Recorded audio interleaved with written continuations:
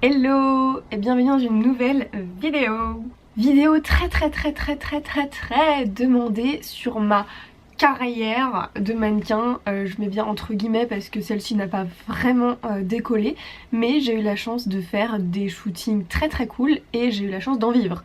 Donc c'est quand même une carrière. Ici je vais vraiment vous donner mon parcours de A à Z, ensuite mes conseils, puis répondre à vos questions que je vous ai posées sur mon Instagram. Je mets mon Instagram ici au cas où vous ne me suivez pas encore. N'hésitez pas aussi à me suivre sur YouTube, à mettre des commentaires, des likes, à partager, ça m'aide énormément. Voilà, juste je vous remercie d'avance. Alors moi et la photo, j'ai commencé très jeune étant donné que j'ai commencé bébé. Ma maman m'avait fait faire des photos par un photographe professionnel quand j'avais même pas 1 an je crois. Et ensuite elle a continué et ces photos se sont retrouvées dans des magazines. J'ai fait 2-3 petites campagnes, mais c'était dans la région de Megève. Donc en fait quand des photographes ou des marques cherchaient des enfants pour le ski ou pour des vêtements de ski ou pour des couvertures ou des choses comme ça de magazines, c'était très simple parce que j'étais déjà là. Mais j'ai arrêté je pense à l'âge de 7 ans, donc c'est vraiment des moments où j'ai pas de souvenirs, clairement. J'ai pas du tout de souvenirs de ça. Ensuite, arrêt total jusqu'à mes 15 ans je crois, j'étais en seconde et un photographe qui se reconnaîtra s'il passe par là cherchait une modèle pour faire des photos dans la neige. Et donc de fil en aiguille et de réseau en réseau, quelqu'un a pensé à moi et donc m'a référé et c'est comme ça que j'ai repris les shootings. Donc je vous mettrai les photos, je vais me décaler parce que chaque fois je les mets sur ma tête. Je vous mettrai les photos ici, donc c'était la reprise des shootings mais pour moi c'était juste le début. J'avais une frange comme là et c'était vraiment cool. Après voilà, je ne savais pas poser, je ne savais plus poser, c'était pas un exercice facile, en plus c'est dans la neige, j'avais froid, mais c'était très drôle.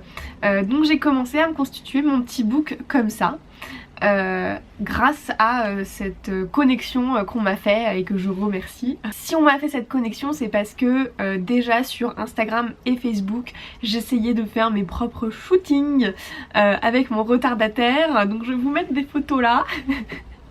Vraiment la qualité est horrible, il n'y avait pas d'iPhone, enfin c'était une catastrophe, mais déjà j'essayais de faire des photos et je me mettais en avant et je les retouchais, même si les retouches sont infâmes, mais à l'époque c'était cool. S'ensuit que une année tranquille où je ne fais pas d'autres photos, mais ce photographe revient l'année d'après à Megève, donc encore coup de chance, et me demande si je suis intéressée. Je lui dis oui carrément, j'ai même une copine qui souhaite le faire, donc on refait un shooting, cette fois-ci encore plus gros parce que moi-même je contacte des boutiques à Megève pour nous prêter des vêtements, je contacte des salons de coiffure et maquilleurs pour level up, enfin pour level up le shooting en fait, et du coup ça donne ça. Ah oui, et je contacte des lieux en intérieur parce que on a fait 2 shootings cette année, on a fait un dans le froid en maillot de bain et un en intérieur, donc voilà tout ce que ça donne. Voilà, donc j'ai moi-même level up en fait le shooting en proposant des lieux, en contactant une maquilleuse, tout ça en collaboration pour mettre en avant des gens de la région, des lieux de la région, des adresses de la région. Ça se passe super bien et à ce moment là je me dis tiens, il y a peut-être quelque chose à faire, je vais chercher comment je peux faire plus de shootings dans la région. Alors peut-être que ça ne fonctionne pas comme ça aujourd'hui, mais à l'époque ça fonctionnait très bien. Instagram commençait petit à petit à monter, mais c'était pas du tout la préoccupation. À l'époque c'était Facebook. Donc je me suis mis sur tous les groupes de la région de mannequins, photographes, mais partout hein. Je demandais à rejoindre tout et n'importe quoi et je me suis créé mon book sur Wix à l'époque je crois. Donc en 2-2 j'ai fait un Wix avec mon book, mes photos, je mettais portrait, mode, déco, enfin voilà, plein de trucs comme ça, me contacter, mes mensurations. Je n'attendais pas que ça tombe hein, bien sûr dans tous ces groupes Facebook de photographes. Je regardais tous ceux qu'il y avait dans la région, tout ce qui se faisait. Ensuite j'allais dans les page Facebook de mannequins qui m'ajoutaient pour voir avec qui elles travaillaient, et c'est comme ça que je tombais sur le compte de plein de photographes. Et ce que je faisais, c'est que simplement je prenais mon petit book, j'envoyais un petit message en disant je suis disponible à Megève, Annecy, si vous voulez shooter, ça sera avec plaisir, en collaboration, puisque j'avais pas d'argent à l'époque. Ça a bien marché puisque j'ai shooté avec 4-5 photographes, et en fait plus je montais, plus ça faisait de l'écho, et plus j'avais des demandes, hein, tout simplement. Plus je faisais de photos, plus j'avais de demandes, parce que je postais tout sur Facebook et un peu sur Insta, mais Insta c'était vraiment pas la folie, et c'était vraiment Facebook, c'était un truc de fou. Et les photographes aussi me postaient, donc c'est à dire que les photographes sont suivis par d'autres photographes qui me voyaient, et du coup ça faisait vraiment un effet boule de neige, c'était incroyable, et comme ça j'avais plein de shootings. Je commençais à avoir des shootings payés. Vraiment c'est quand je me suis installée à Annecy, donc 1 an et demi après, que j'ai commencé à avoir des shootings payés à Courchevel, à Lyon, à Annecy, un peu partout, c'était super cool. Et donc petit à petit je grandissais en fait, on commence tout en bas et puis on monte les marches petit à petit. Au bout d'un moment, je me suis dit ok c'est bon, j'ai pas mal de photos, je pense que je peux contacter une agence. Donc je contacte toutes les agences que je trouve dans Annecy, à Lyon aussi, et à Paris. Je contacte énormément de monde, et je suis acceptée dans 2 agences, qui est VIP Model à Lyon et Paris, et une autre qui s'appelait France Model Team, mais en fait c'était pas une agence, mais ça m'a vraiment aidée au début parce que ça nous a permis en payant de faire des week-ends photographes mannequins. Et donc on allait dans un château pendant 3 jours faire des shootings, mais à droite à gauche, hein. C'était un truc de ouf, et du coup ça me permettait d'enrichir énormément mon book, mais également de rencontrer beaucoup de mannequins, de make-up artistes et de photographes. Et VIP Model commençait à me faire travailler, j'ai fait mon premier shooting à Paris pour vente privée, voilà, j'ai fait pas mal de choses avec eux, c'était très cool. Et grâce à eux j'ai fait un de mes plus beaux shootings, que j'ai d'ailleurs renouvelé et que j'ai envie encore de renouveler, avec Marc Laurent. Donc c'était en payant, hein, il ne prend pas du tout de collaboration, mais ça valait vraiment le coup. Et je vous mets là les photos, et ça m'a fait décoller d'un coup, parce que ces photos faisaient ultra pro, ultra canon, quali, ça me met bien en avant. Donc voilà, et c'est pour ça que j'ai envie de le refaire, parce que je vous expliquerai pourquoi après. Voilà, ensuite j'ai continué à faire des collabs avec des photographes avec qui je m'entendais bien, avec des nouveaux photographes à Paris quand je suis arrivée à Paris. J'ai aussi organisé moi-même de A à Z un week-end ride and shoot à Megève, c'est-à-dire que j'ai organisé pendant 3 jours, tout compris pour un tout petit budget, un week-end où des photographes et des mannequins de Paris et de Lyon venaient... Voilà, venez passer le week-end. On faisait le matin du ski, l'après-midi des shootings pro. C'était trop cool, trop bonne ambiance. Franchement, je le referais avec grand plaisir. C'était hyper bien. Et en arrivant à Paris, voilà, ça a encore plus décuplé mon job de mannequin, parce que ça ouvre encore plus de portes, parce que j'étais dispo tout le temps, parce que j'étais là, que j'ai pu courir les castings, etc. Mais je lançais ma start-up en même temps, et j'avais mon métier d'influenceuse à côté, sachant que dans le métier d'influenceuse on fait énormément de shooting, de tournage, et du coup au final ça rejoignait les deux, sauf que j'avais pas à faire 1 million de castings dans tout Paris, et je perdais beaucoup de temps à faire ça. Je voyais aussi le fait que je ne fais pas 1m75, que je ne fais pas 40 kg, et du coup cette pression là m'embêtait et me pesait, et donc à un moment j'ai décidé de couper tout ça pour me concentrer sur ma startup Way to Up et sur l'influence, parce qu'au bout d'un moment on peut plus tout faire, c'est pas possible. C'est pour ça que j'ai arrêté. Mais aujourd'hui en 2020, à l'heure où je vous parle, je pense que ça fait 1 an et demi que j'ai arrêté. Je souhaite reprendre, tout simplement parce que je vois la tendance des mannequins à l'inclusivité. Je vois vraiment les choses changer pour les campagnes beauté, les campagnes de marque. Je vois les mannequins changer, je vois les tendances changer en fait. Et je me dis que les marques ne recherchent plus que des mannequins d'1m80, de 40 kilos et qui sont hyper éloignés de la vraie population, mais des gens plus proches, plus inclusifs, plus normaux. Et du coup c'est pour ça que j'ai envie de retenter ma chance dans ce milieu, parce que je pense que j'aurai moins de poids sur les épaules vis-à-vis de ma taille, mon poids et d'être parfaite quoi.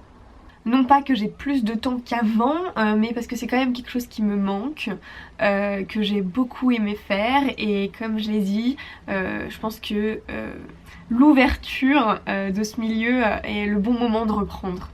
J'ai également une amie qui monte sa propre agence inclusive, donc du coup forcément j'ai signé chez elle avant que ça soit ouvert. J'ai hâte parce que je pense vraiment que c'est le futur du mannequinat. On me demande si ma taille a été un frein. Oui, et ça l'est toujours. Mais heureusement je veux pas faire de défilé, et dans la pub commerciale ou beauté ou mode, mais ça dépend des marques, il n'y a pas besoin de mesurer 1m80. Peut-on le devenir en province? Oui, totalement, puisque moi je l'étais quand j'étais à Annecy et à Lyon, mais grande ville, parce que sinon t'auras pas beaucoup de boulot. Est-ce qu'on peut le devenir à tout âge? Je pense que justement avec cet élan d'inclusivité, totalement, parce qu'il y a besoin vraiment de mannequins de tout âge. Je vais pas représenter une crème anti-rides pour des personnes de 50 ans par exemple. Donc il faut, dans le commercial en tout cas, des personnes de tout âge. À qui s'adresser pour des castings? Je vous conseille de vous adresser à des agences de mannequins. C'est possible d'être mannequin indépendante en France, c'est interdit de l'être par contre, on n'a pas le droit de facturer en tant que mannequin, il faut passer par une agence de mannequins. Mais voilà, vous pouvez trouver des castings qui sont hors agence, mais je ne sais pas où par contre. Je sais que c'est possible, par le bouche à oreille, par des choses comme ça, par des petites marques qui débutent et qui peuvent pas se payer des agences de mannequins, mais je vous conseille de passer par des agences. On me demande si les mensurations sont-elles en train de changer, et justement je vois les choses changer dans la presse quand je lis des articles Business of Fashion par exemple, mais là quand j'ai contacté des agences de mannequins par exemple, ça n'a pas bougé. Donc ça va changer, mais ça va prendre du temps. Est-ce que j'ai démarché des photographes en les rémunérant pour constituer mon book? Comme je vous l'ai dit, j'ai eu la chance de commencer sans rémunérer les photographes parce qu'ils avaient un intérêt à me shooter. Et ensuite j'ai rémunéré quelques photographes, oui. On me demande si je compte revenir dans le mannequinat. Comme je vous l'ai dit avant, oui, petit à petit. Je veux pas que ça devienne mon full métier, mais je pense que ça fait du sens aujourd'hui. On me demande si j'ai déjà vécu un côté malsain dans ce milieu, ou alors est-ce que j'ai vécu des moments MeToo. Absolument pas. Je dis pas que c'est pas le cas, mais moi je l'ai jamais vécu et je l'ai jamais ressenti. Est-ce qu'on peut en vivre totalement? Parce que j'en vivais, je pense, la première année que je suis arrivée à Paris, je vivais que du mannequinat. Ça dépend les budgets, ça dépend les marques et ça dépend les droits d'image. Comment savoir par quelle agence passer? Je vous conseille d'aller sur Google, de taper agence de mannequins France, agence de mannequins Lyon, agence de mannequins Bordeaux, Paris, où vous êtes. Vous allez tomber sur plein de listes qui sont totalement référencées, c'est-à-dire des agences qui ont le droit d'exercer, et contacter un max. Ayez d'abord un book, ou alors des photos Polaroid, comme on dit, c'est-à-dire des photos Pola. C'est une belle qualité d'image, une belle lumière, pas de maquillage, pas de coiffure, vous avec un t-shirt blanc, en face, profil, côté, de loin, avec des vêtements moulants pour qu'on voit votre corps si vous faites pas de lingerie. Si vous faites de la lingerie, mettez-vous en lingerie, et voilà. Mais tapez sur Google photo Pola mannequin et vous allez avoir des exemples, et vous pouvez envoyer ça si vous n'avez pas encore de book et vous aurez un retour. Comment trouver des photographes pour vous photographier au début? Je vous conseille d'aller voir des mannequins qui shootent avec des photographes et de regarder tous les photographes qu'elles taguent pour trouver des bons photographes et des fiables. Sur Instagram, je pense qu'il y en a plein. mais aussi sur Facebook, dans les groupes Facebook comme je vous ai dit au début, mais je sais pas si ça marche encore parce que je le fais plus du tout. Mais voilà, n'hésitez pas à aller voir des mannequins qui sont en agence, voir avec qui elles shootent, elles taguent les photographes en général, même des blogueuses, hein. Moi je tague tout le temps des photographes comme Milk Shoot par exemple. Je sais qu'il y en a une d'entre vous qui est allée faire un shooting avec et qui m'a envoyé les photos et c'était trop belle. Donc n'hésitez pas aussi à voir les photographes avec qui je travaille et de les contacter. Donc voilà, après c'est un peu de chance, beaucoup de boulot, beaucoup de persévérance, ça n'arrive pas tout de suite. Pour certaines oui, pour certains ou certaines pas.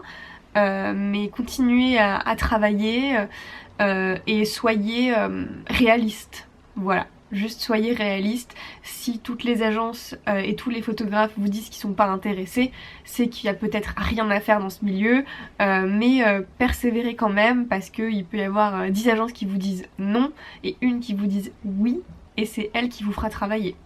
Voilà, j'espère que ce genre de vidéo vous plaît et n'hésitez pas à me suivre sur les réseaux sociaux, c'est Ophé Duvillard, à liker cette vidéo si ça vous plaît, à la commenter si vous voulez et à bientôt.